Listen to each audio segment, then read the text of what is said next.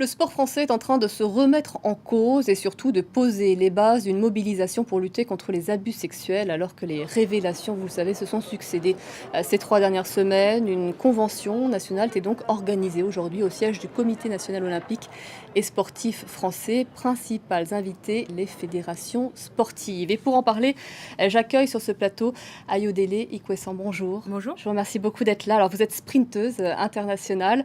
Et vous avez signé cette tribune aussi, hein, qui a été publiée il y a 3 semaines dans le Parisien, dans lequel une cinquantaine d'athlètes se sont mobilisés contre cette loi du silence dans le sport. Vous êtes aussi membre de la commission des athlètes de haut niveau du Comité national olympique et sportif français.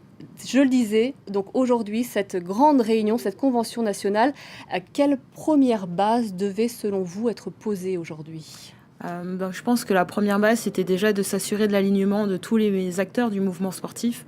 C'est important aussi justement de montrer que pour gérer cette crise majeure dans l'histoire du sport en France, c'est que tous ces acteurs-là sont unis, que ce soit au niveau du ministère, que ce soit le comité olympique, que ce soit aussi le comité paralympique et le ministère de la Justice. Donc il y a vraiment une réflexion pour lutter contre ces violences et de façon globale.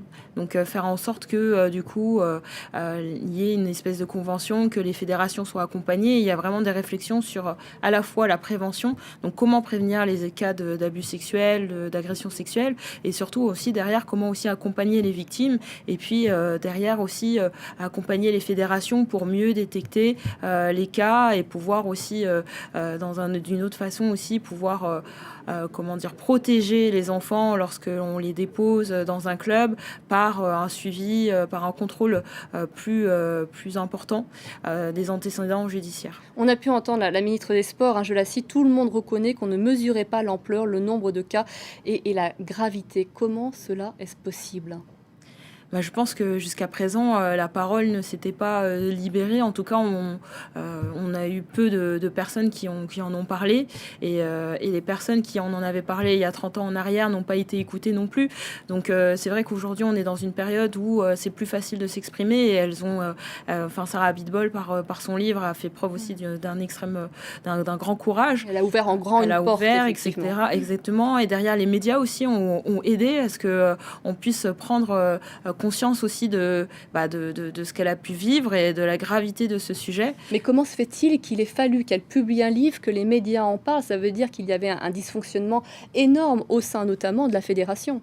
C'est ce que disait aujourd'hui la ministre Roxana Maracineanu aussi à l'ouverture de cette convention. C'est oui, effectivement, il y a eu des dysfonctionnements à tous les étages finalement. Et aujourd'hui, l'idée, c'est de dire comment est-ce qu'on répare ces dysfonctionnements-là, comment est-ce qu'on fait en sorte que à chaque étage on puisse du coup remonter ce genre d'informations, pouvoir agir, donc qu'on soit à la fois dans l'action et dans la libération de la parole. Donc il y a eu, je pense, par le passé des événements, et aujourd'hui on s'en rend compte parce que la parole se libère, mais effectivement il y a un vrai sujet sur faire en sorte que les victimes du passé puissent s'exprimer pour qu'on puisse mesurer l'ampleur, et puis derrière qu'on puisse mettre en place des actions qui vont permettre à la fois d'accompagner ces victimes et faire en sorte que ça n'arrive plus. Vous-même, au cours de votre formation, de votre carrière, vous avez été témoin de ce type de pratiques intolérable. Alors moi non, heureusement, je pense que c'est quand même... On a évoqué le milieu de l'athlétisme.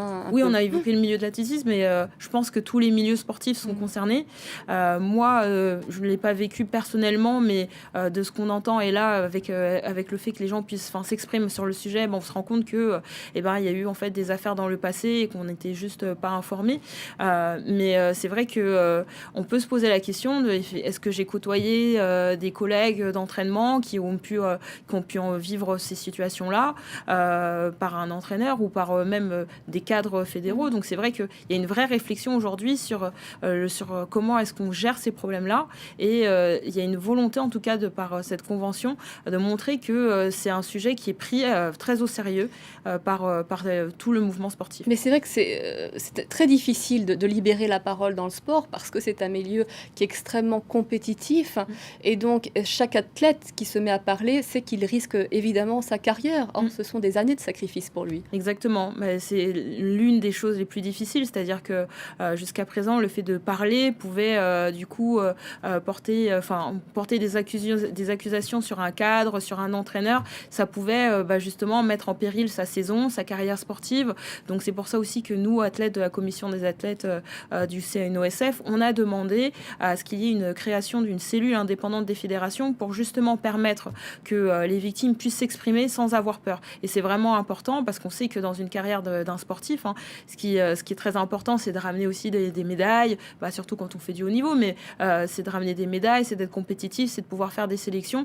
Et c'est vrai que jusqu'à présent, le fait de parler, de pouvoir aussi dénoncer certaines choses, pouvait nuire à sa carrière. Donc l'idée, c'est justement de trouver une solution qui permettrait justement de favoriser cette parole et de permettre aussi de mettre en place des vraies actions.